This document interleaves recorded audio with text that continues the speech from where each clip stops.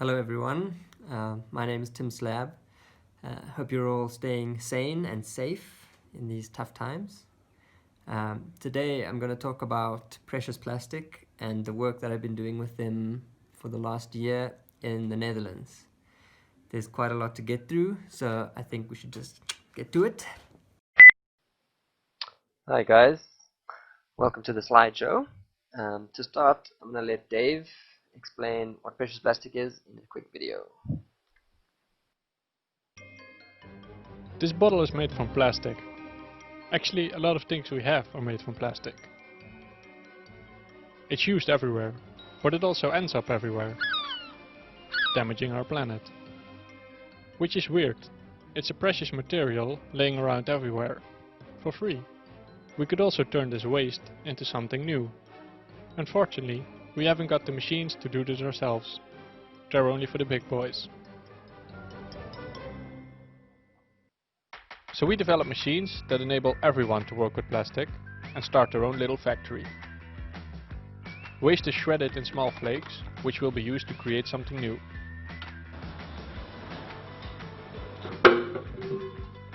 You can work freely with your hands, or make your own molds to set up a small production. It's like being a craftsman in plastic. Love the space you recycle colors, or keep it plain simple. You can create little containers and pots, make your own functional tools, or use them to create new raw material. Now you can turn plastic waste into something valuable. We love to see plastic getting recycled all over the world, so we share the blueprints of these machines online, but also step-by-step instruction videos, lessons about plastic, tips and tricks, and useful templates. A complete package with... There it is, precious plastic in a nutshell. I saw this video in my third year of studying industrial design at UJ, and yeah, it got planted a seed, and I guess I really wanted to, over time, use these machines. I thought they had a lot of potential in South Africa. So in one of our projects for third year, one part of the project was to create a mock-up of a condom carrier. I used a very simple mold and some heat to make these small carriers.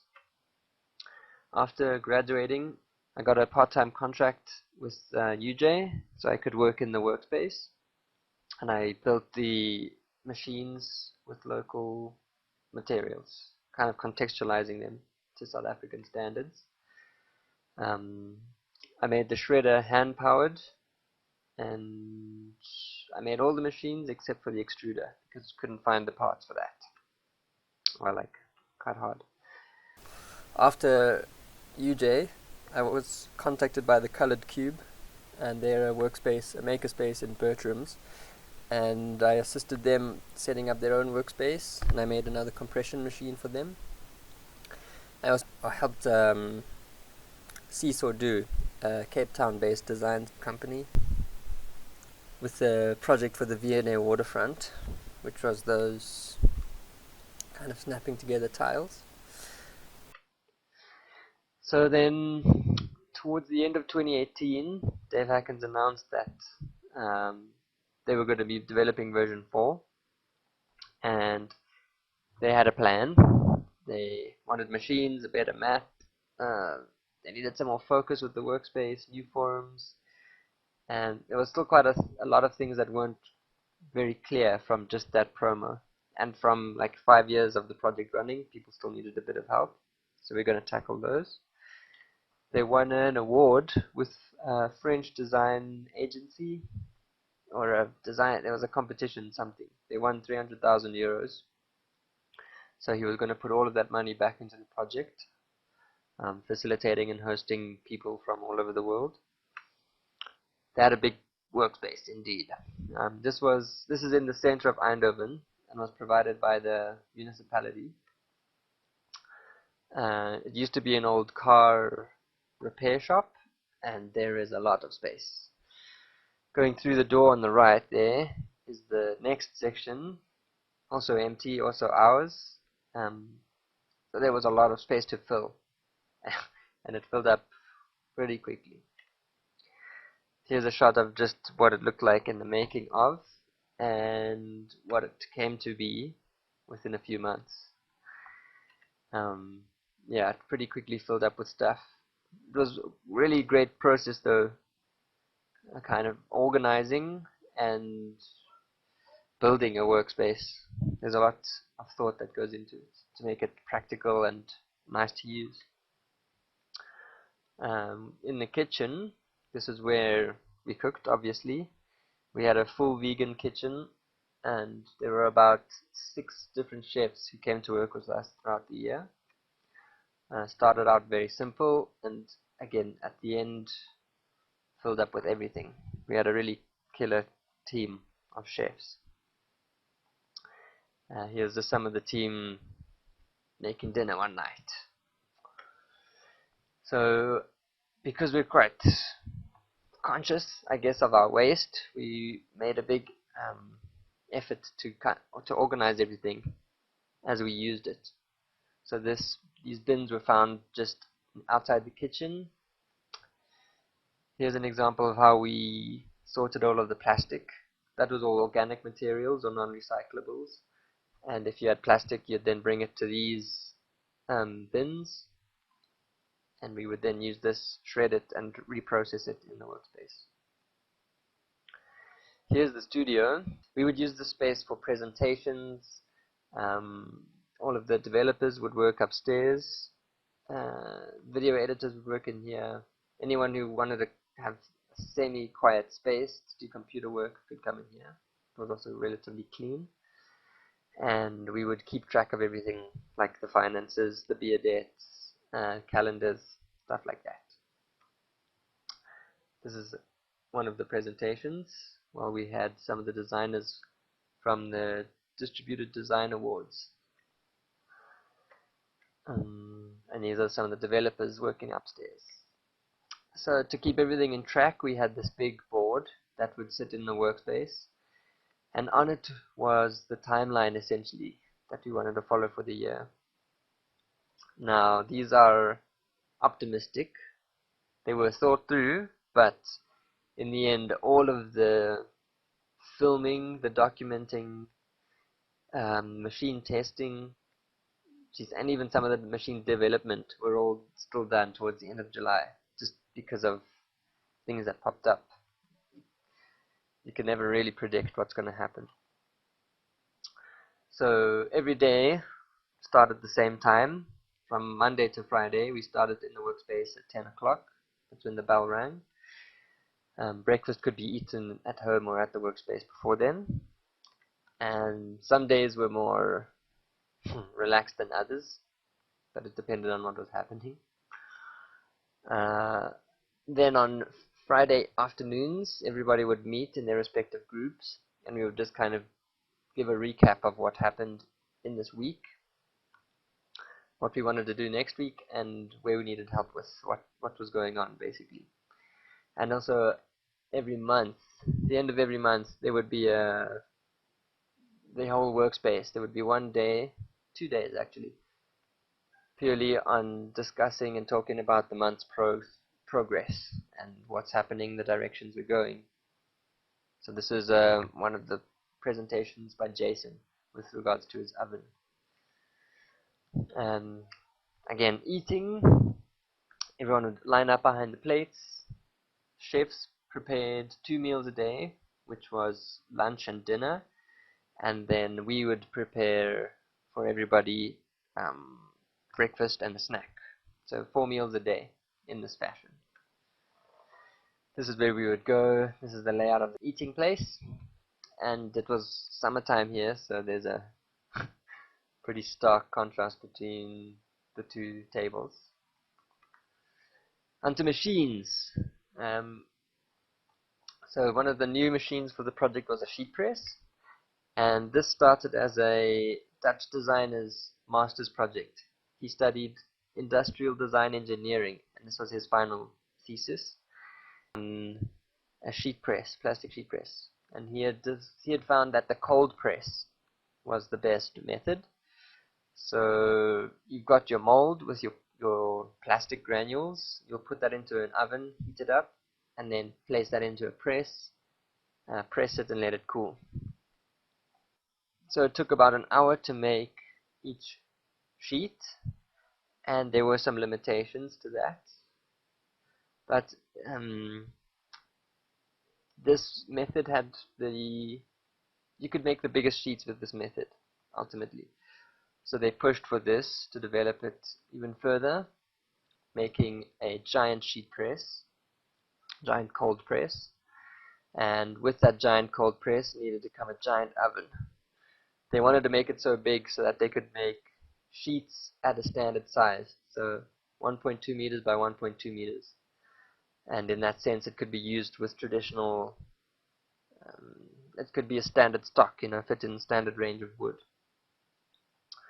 But the oven was pretty complex to build. Jason needed to try a lot of different insulating methods. He went from fabric insulator to a brick, and in the end went with the brick because it was more rigid on such a large surface. But it had its own complications as it would crack, and yeah, they pushed this. They tried really hard to develop. They did develop it as much as they could, but in the end they found big problems with the molds on such a large scale. All that plastic that would seep behind it would actually rip the metal off it would rip the skirting. So they had to redraw, rethink, and in the end, within about 3 months of research and development and prototypes, they made this final sheet press, which is a hot press. So basically your top plate is heated as well as the bottom plate, and within the two plates you'll put just a simple frame, and into that frame is what the plastic melts.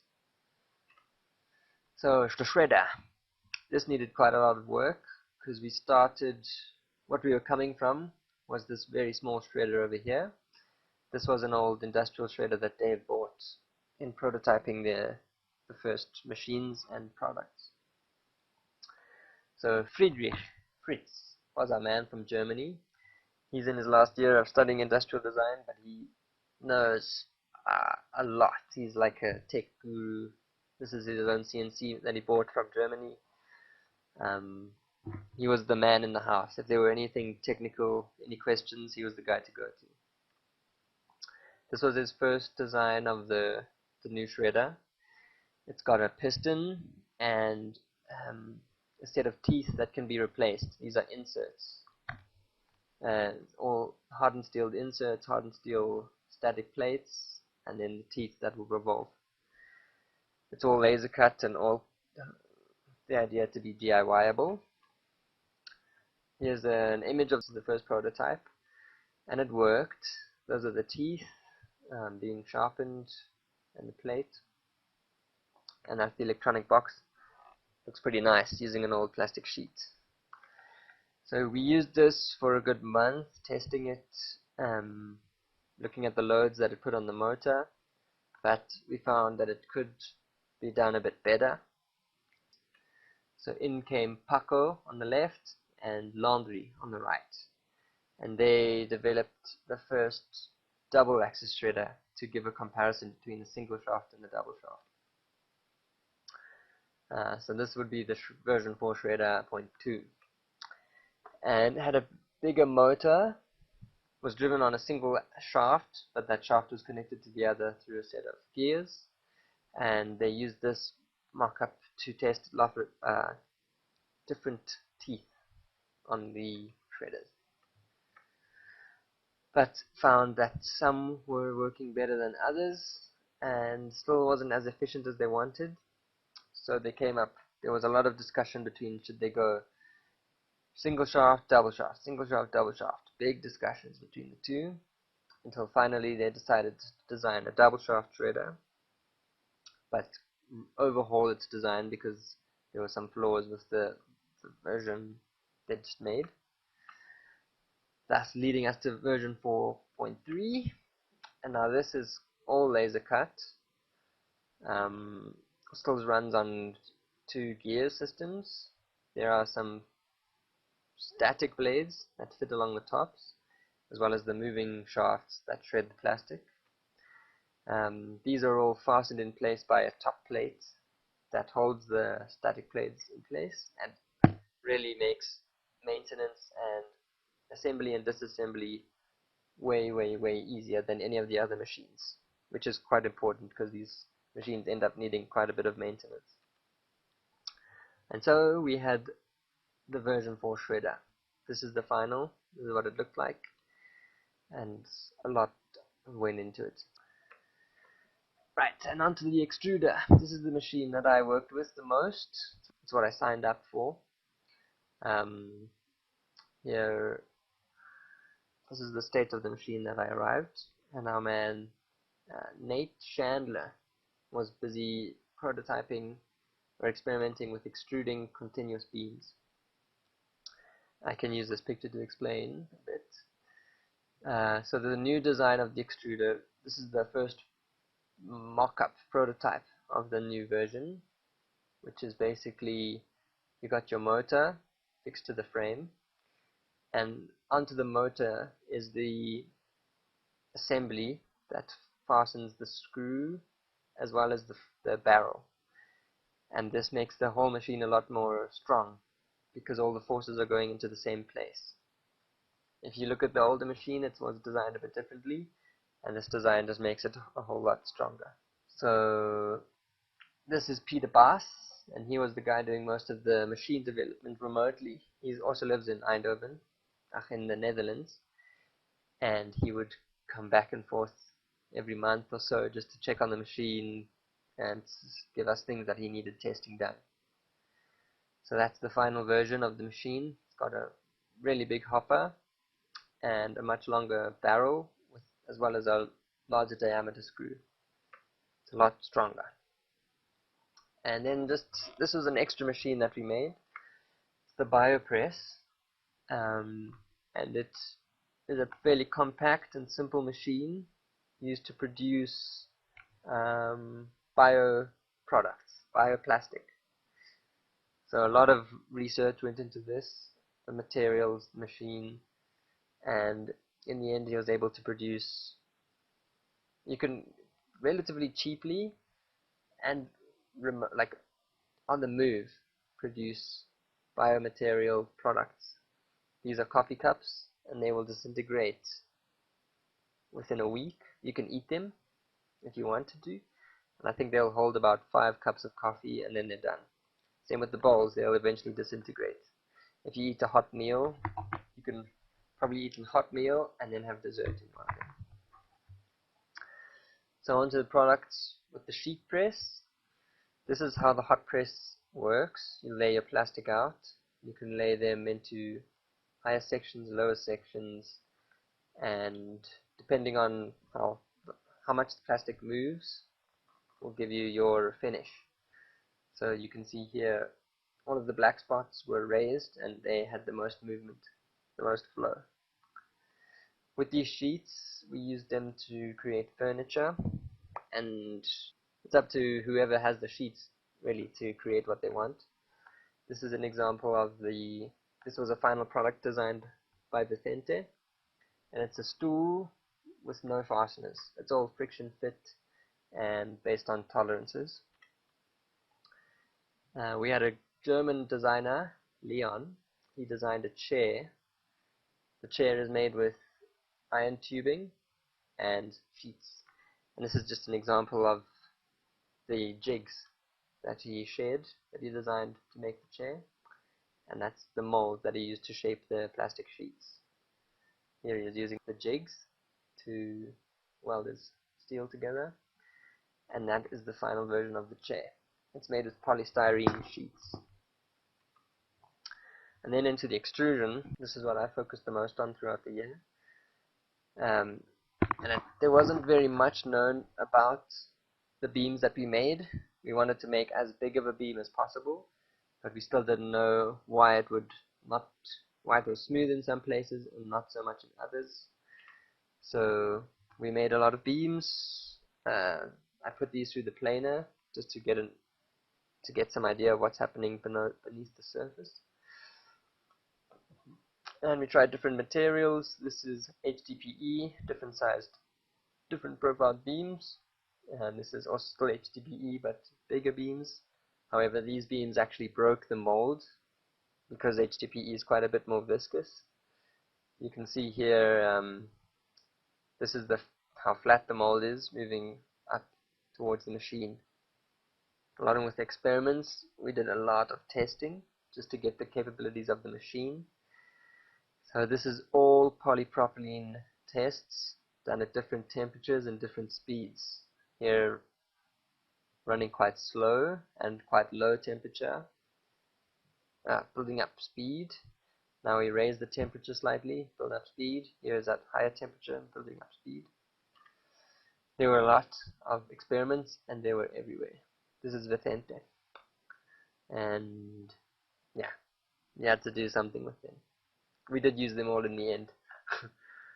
But we either used them or reshred them. This is a technique that I discovered while there. One of the first ones is extruding plastic around the corner, which yields quite a lot of potential. These are just some experiments, and this was the first one that worked successfully, surprisingly. And then subsequent tests didn't quite work, trying in a hot mold, in a cold mold. Essentially, the trick was using a cold mold, because as the plastic comes out of the machine, it creates a solid film on the outside and lets the molten plastic move through the center. So essentially, it's like a fountain as it flows. So new material is always passing through the middle and getting cooled on the outside. And next technique was looking at extruding plastic into a closed shape. So with the CNC, we cut a guitar in some wood.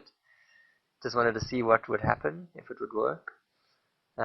Didn't work, and it wouldn't work. We tried heating it inside with an air gun, and didn't quite work. So next step was making a metal mold and trying that out. That did work, and we had better results when we heated the mold.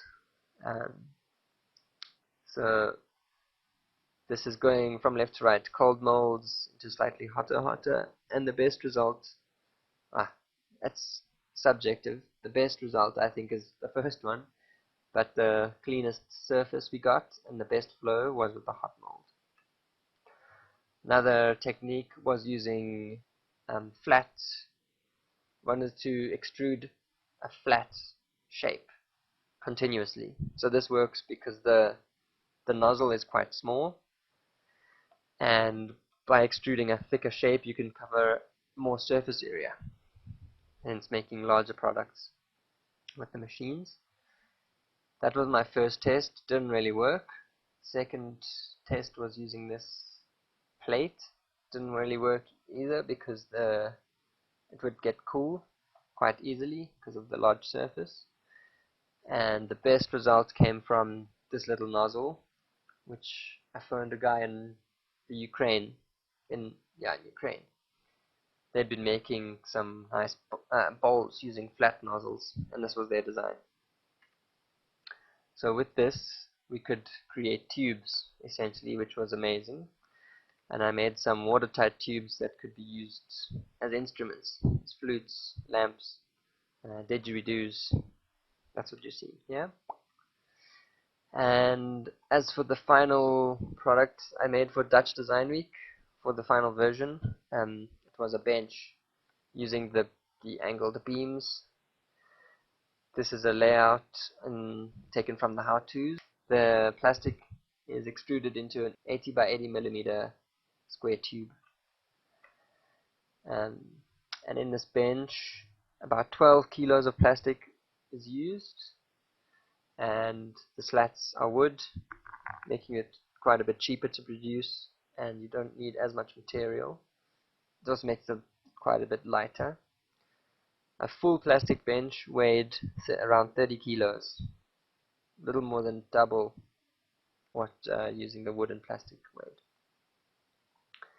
This was the final product I made for the Dutch Design Week.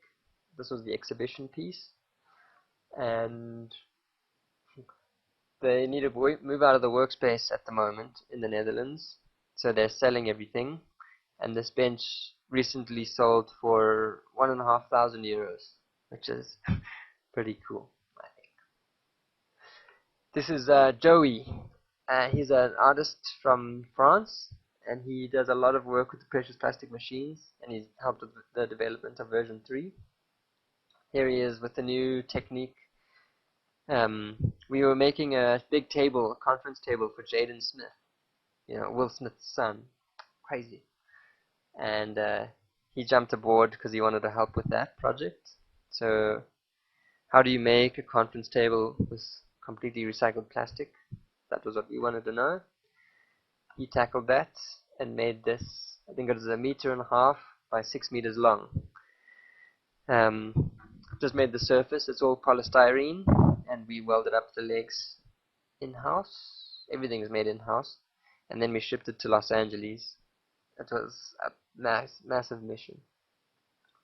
I think the table weighed about 300 kilos at the end. Anyway, it's now in Jaden Smith's. It's now in his office as his conference table.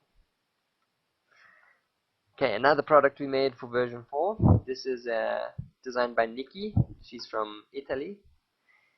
Studied in Portugal. And she designed these lamps made with transparent polystyrene with a bit of colorant to give it colors. And there was a lot of research that went into the coloring of these beams. And you can find all that information online.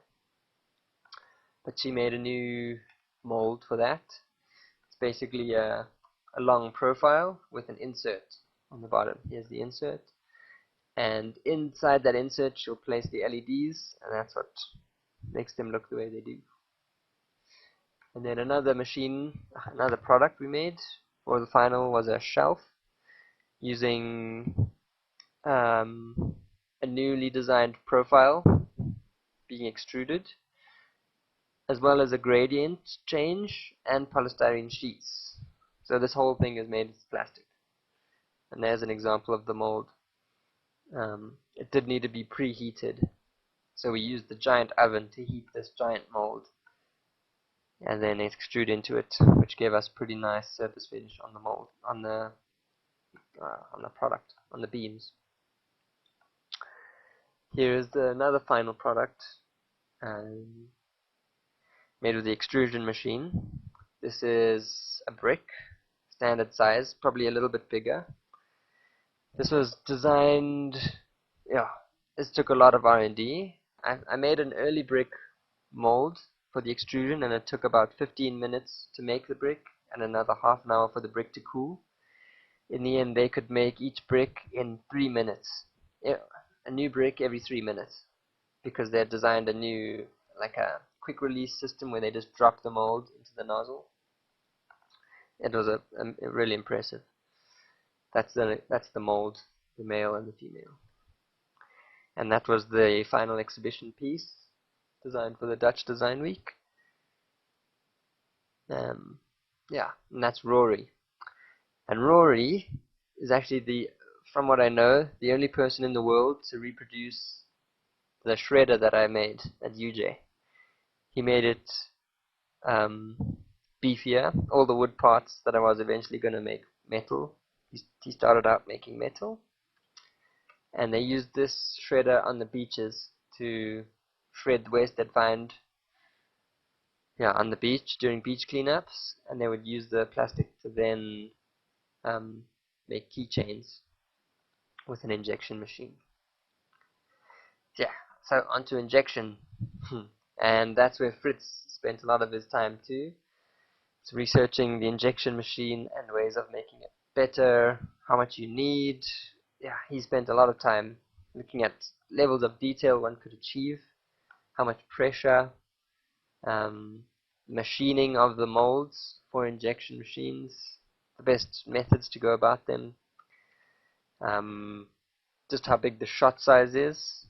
So yellow is the barrel filled with cold plastic, and the red is the hot plastic, because takes less space when it becomes a liquid. And he also designed and machined the final molds, these carabiners, which were a final product in version 4.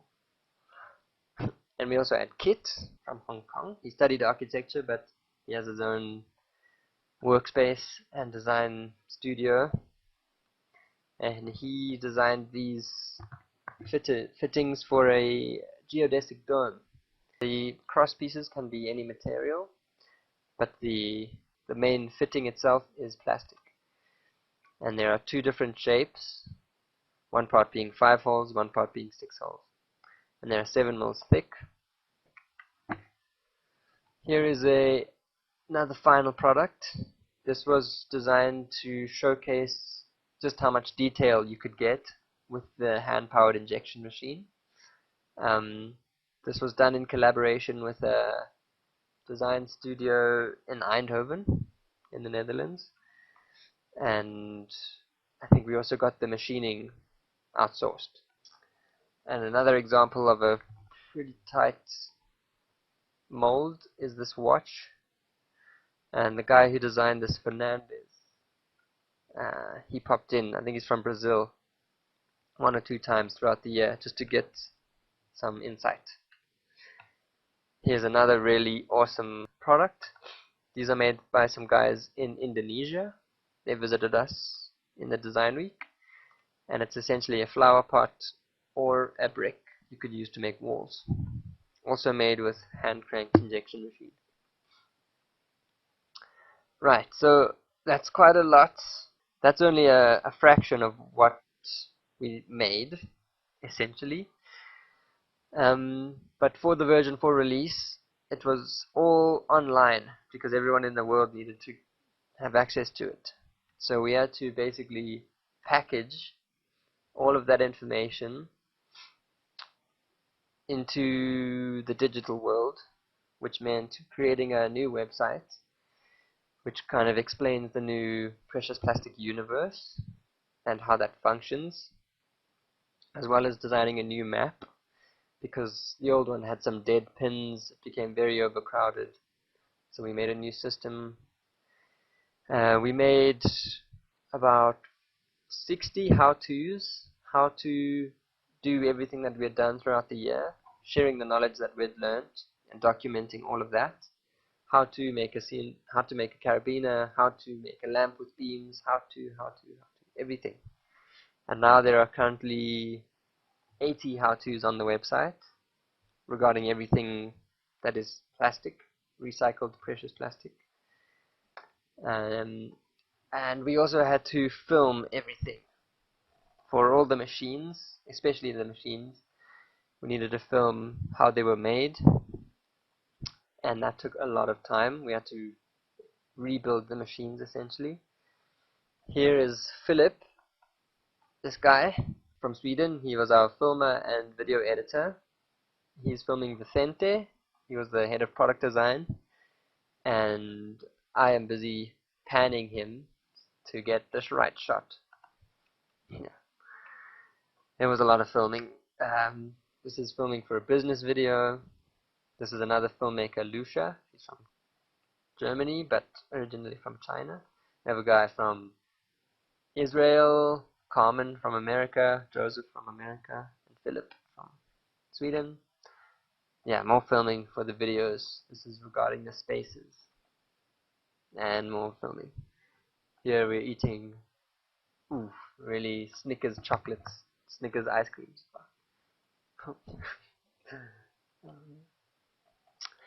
Right, and then into the website we also needed to include all the information. So yeah, design considerations. What makes a good design? What you need to think of? How to do that? How do you film? Yeah, lots. And then what the areas that we were lacking on the previous version was the business. So in this new version we've included very important considerations regarding how to set up a business, yeah, how much it'll cost, and how to really write a business plan well. You can go and find all of this. And this is the spaces. We found that workspaces weren't successful because they weren't focusing enough. So with the spaces, we kind of encourage people to focus on a single machine, and in these videos talk about how much space is required, the tools that would make the operation smooth, safety considerations, just how to set up your space. And yeah, that's about all for now. I don't know how much I've been going on for. I'm going to snap back to the video. Yeah, that was quite a lot to get through, and there is still even more. So if anybody has any questions or would like to know more about specific things, I'd be happy to organize a Zoom meeting and we can do that live. Cool. Hope you stay safe and sane, and goodbye.